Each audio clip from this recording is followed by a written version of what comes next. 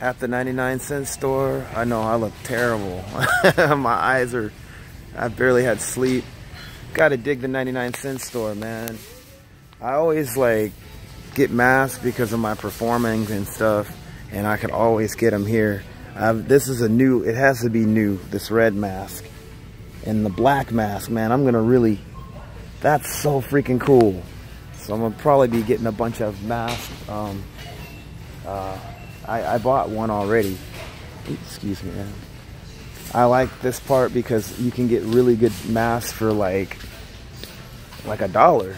It's pretty dope. Let me see what else they got. Junk food, nope. Let's see.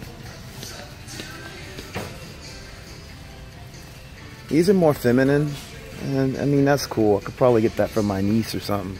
You know, she might be into that. One of my nieces, well, my other nieces won't be in town until another point. But yeah, there's some good ones. Not into that devil stuff, not the devil mask. Even though I don't believe that the devil looks like that, but this looks actually really cool. I like doing a lot of performance art stuff, so I collect masks and like a lot of stuff. So it's one thing when you have like, you know, Halloween's probably the best time because you could buy stuff like this for cheap. Oh, a ladybug mask. Never seen that one before. Yep.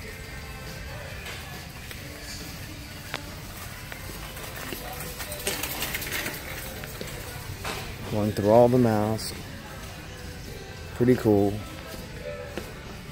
You gotta dig the 99-cent store.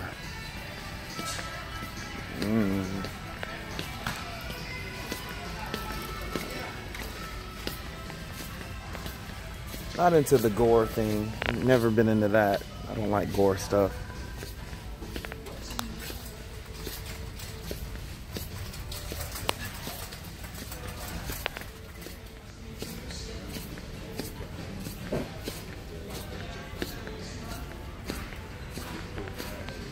Shoot, let's see. I think that's it. I'm not into gore. I don't like gore. Good morning. Attention customers signing on your haunted house with our many selections of bloody decorations in aisle number 2. Yeah, I'm on aisle number 2. There, shoot. So yeah, Dia de los Muertos is actually my birthday. Funny that they have that for that, you know. I'm sure there's other languages that they use too. All Saints Day for that holiday as well. All Souls Day, Vegan New Year, or wait, what was it? Some Celtic New Year, whatever. Vegan holiday as well. The only thing I celebrate is my birthday. I'm not a vegan. I'm obviously, you know, I don't celebrate the Celtic thing or whatever. That's for all you Irish cats. But yeah, anyway, a lot of good mask selections. Now the thing about masks that a lot of people don't know also, there's a tradition, even an African tradition of mask wearing too. I don't know if it's the same as, obviously not the same as Halloween. It's a whole different thing where you, I guess, wear the mask and it kind of like either emulates that energy of what that mask represents. I've always been into mask making. Well, I haven't made any masks, I don't think, since I was a kid. I've been into makeup, I've been into masks and stuff like that since I was a kid, you know, mostly for performance art type stuff. A lot of things where, you know, I've always admired musicians actually that have done that as well. shoot, and bands that have dressed up. You know, I can say one of the first is the jazz artist Sun Ra. And of course, when he did it, a lot of people, you know, people could look at it as a novelty, but he had a definite conscious reason for what he did. You know, he was into ancient Kemetic type stuff. And he just thought he would dress like a pharaoh or you know, a Kemite. You know, then of course you had, if you want to talk about rock and roll, Screamin' Jay Hawkins being the first to do stuff like where a lot of these shock rock and horror, like gothic rockers have been doing. He was the first to do that. Before Zachary, before Lord Sutch, before Arthur Brown, before Alice Cooper, before Kiss, or any of these other shock rockers. Screamin' Jay Hawkins had a few songs. One of the biggest hits that he had is I Put a Spell on You. You guys probably know that one. If you don't, it's a pretty kooky and scary number. You know, who else? Of course, we had he had another song called Alligator Wine. A lot of his stuff is actually really funny. He's really kooky, and he has the whole horror, like chic, kind of like a cross between Dracula and kind of an Obeah Man type, you know, Shango type dude.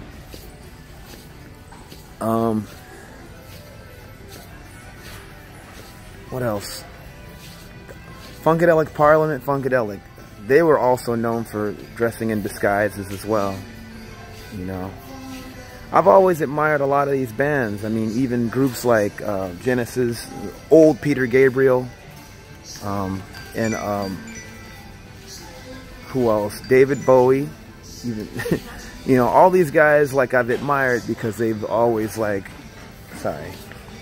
dressed up, and like they've become this character, but it's almost like a fictional character brought to your face.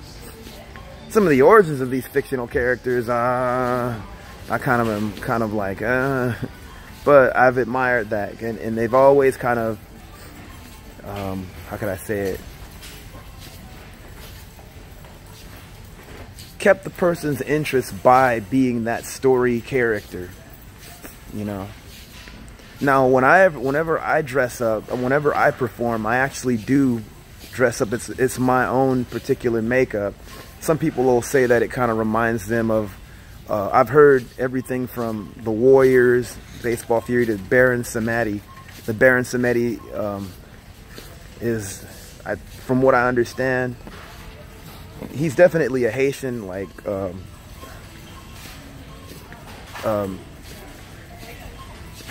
character, and some people will say he has something to do with a lot of voodoo type, religious type stuff.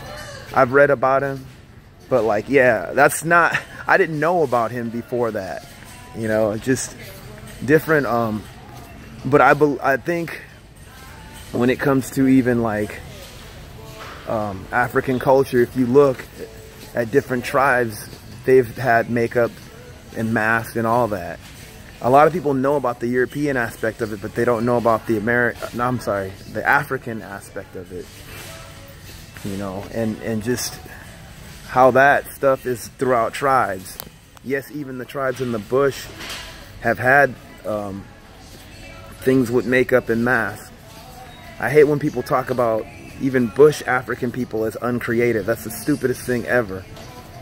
So, you know, I'm all about, like, I like masks, I like makeup, I like a lot of things that have to do with creativity that way, because, you know, it's an interesting thing. It's almost like you become a story to people when you do when you dress up like that. Even when I used to teach my music appreciation classes, I would dress as different cultures, you know.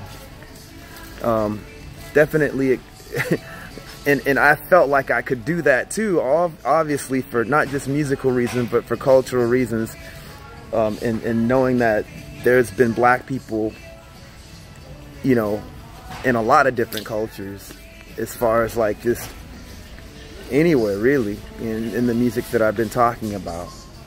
So it's pretty cool. Oops, excuse me now.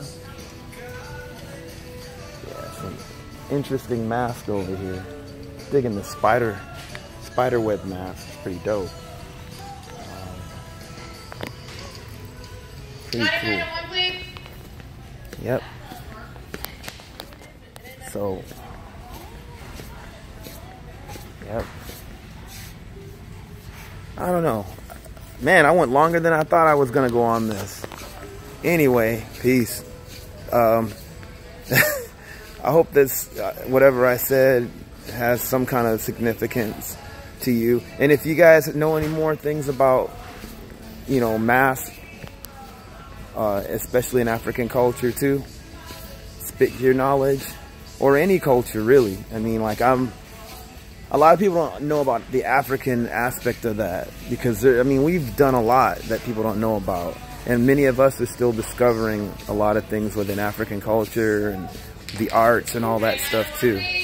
So anyway, I don't want to make this video too long. I still have another video that I told you guys that I'm going to be working on. I'm just doing my research so I could make sure that I'm thorough with it. But you'll see that video when it comes out. I've been really tired. Peace.